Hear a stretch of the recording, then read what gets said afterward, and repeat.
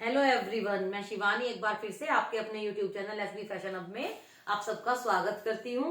तो फ्रेंड्स, आज पहली वीडियो है बेसिक टू एडवांस कोर्स की। तो उसमें हम जानेंगे कि सिलाई के लिए हमें कौन कौन सी चीजों की आवश्यकता होती है और उनका हम इस्तेमाल कैसे करेंगे। तो ठीक है, तो चलिए वीडियो स्टार्ट करते हैं। तो देखिए, सबसे पहले हमें क्या क्या चाहिए। एक पेन और एक डायरी जिसमें हम सब नोट करेंगे। तो ये तो हमारे पास होना ही होना चाहिए। ठीक है, उसके बाद सबसे पहली जरूरत होती है नाप लेने के लिए फ्रेंड्स, इंची टेप की। ये देखिए, ये कहीं पे भी स्टिचिंग का जहाँ सामान मिलता है वहां पे आपको मिल जाएगा। उसके बाद हमें चाहिए धागा। ये देखिए, हाथ की सुई। ठीक है, और एक ये बड़ी सुई। ठीक है, ये चाहिए। उसके बाद हमें काटने छाटने के लिए चाहिए होगा कैंची, जो सबसे जरूरी का सामान है हमारा। उसके बाद एक अच्छी मशीन हमारे पास होनी बहुत जरूरी है। ये देखिए फ्रेंड्स, मशीन कोई भी हो सकती है, बहुत ब्रांड्स की आती है, हाथ की, पैर की, और आजकल इलेक्ट्रिक वाली आई हैं, और ये भी इलेक्ट्रिक है फैशन मेकर।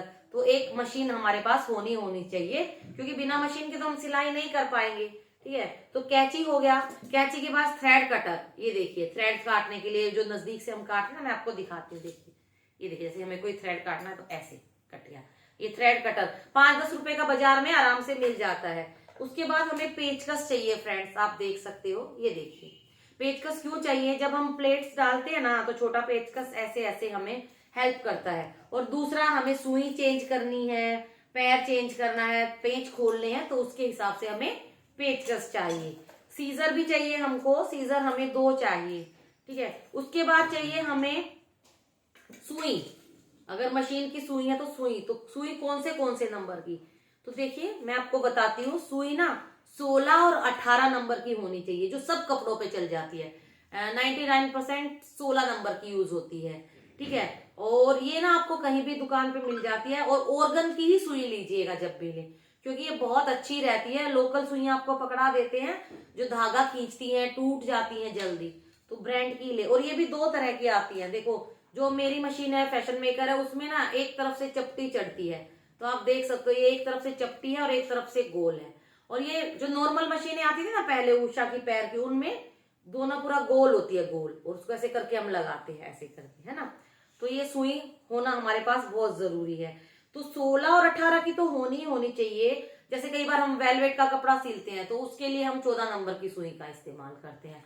और उससे भी पतला कपड़ा, आप बनियान वाला कपड़ा बोल सकते हो, लेगिंग वाला, लाइक्रा का, उसके लिए हमें चाहिए 11 नंबर की सुई। ये देखिए, वैसे ना मेरी मशीन से मैं आपको क्या बताऊं, जो वेलवेट का कपड़ा है वो 16 नंबर की सुई से भी सिल जाता है। तो वो आप देख लीजिए। उसके बाद हमें चाहिए कुछ बटन्स जो हम यूज करेंगे, इनको बोलते हैं हम टिच बटन। आप देखते हो ना, ये देखिए, ये भी दुकान पे आराम से इजीली अवेलेबल हो जाते हैं, ये टिच बटन। फिर नॉर्मल बटन आते हैं।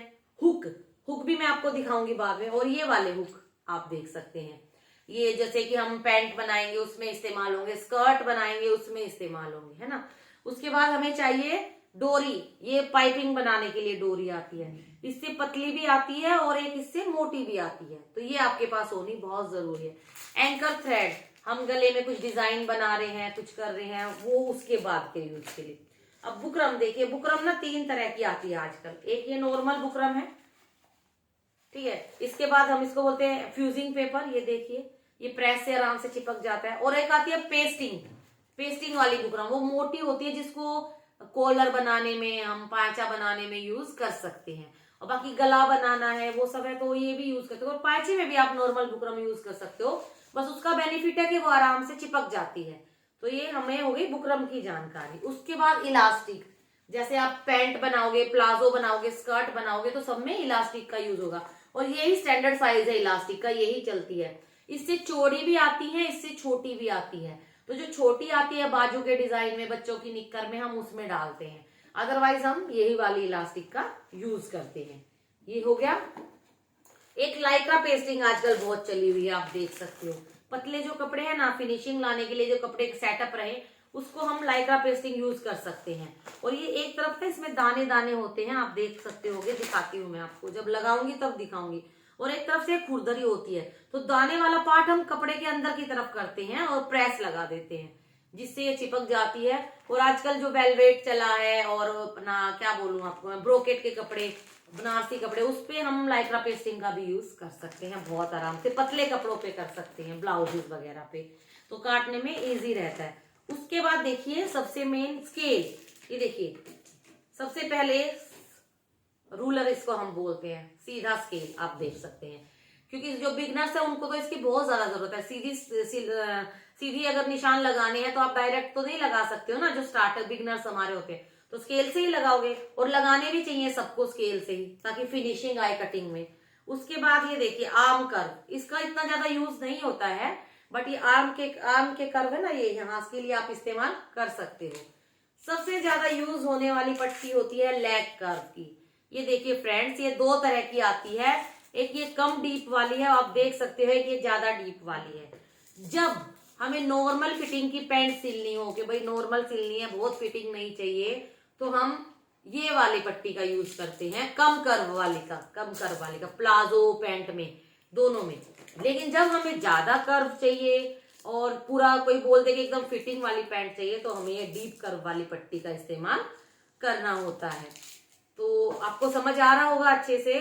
और इसमें एक एल शेप पट्टी आती है जो मेरी टूट गई है, वो ना कान निकालने के लिए होती है, टेढ़ निकालने के लिए कपड़े में से, जो बहुत जरूरी है। जैसे ही मेरी नई आ जाएगी तो मैं आपको जरूर दिखाऊंगी कि उसको कैसे इस्तेमाल करते हैं। तो ये तो होगी पट्टियों की जानकारी। तो आई होप आपको समझ में आ रहा होगा फ्रेंड्स।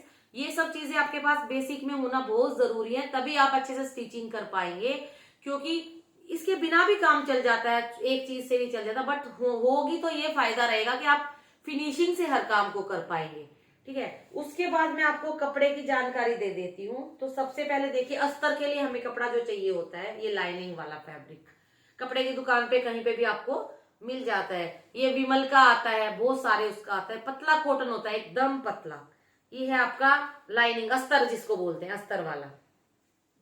इसके बाद ये देखिए सैटिन, ये देखिए फ्रेंड्स, सैटिन का कपड़ा, स्कर्ट बनानी है, कोई फैंसी ड्रेस बनानी है, नेट में कई बार आपको अस्तर लगाना है, तो हम सैटिन का कपड़ा इसको बोलते हैं। उसके बाद आपका देखिए ये है ऑर्गेन्जा, ये देखिए डिजाइन वाला ऑर्गेन्जा है, प्लेन में भी आता है, इसी टाइप का एक नेट का कपड़ा आता है ना।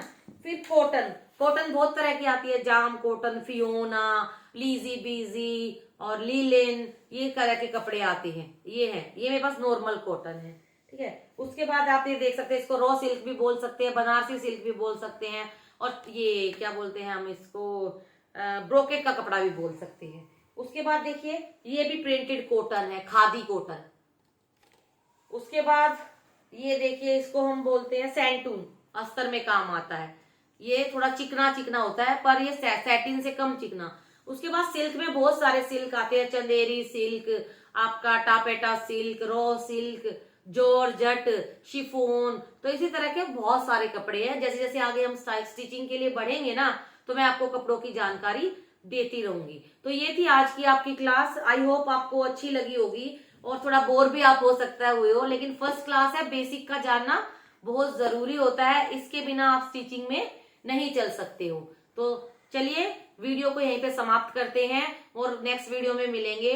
और वीडियो को लाइक करिए, ज्यादा से ज्यादा शेयर करिए, चैनल को सब्सक्राइब करिए, और बेसिक टू एडवांस कोर्स का फर्स्ट वीडियो है ये, आगे आगे स्टेप बाय स्टेप आपको सीखने को मिल जाएगा।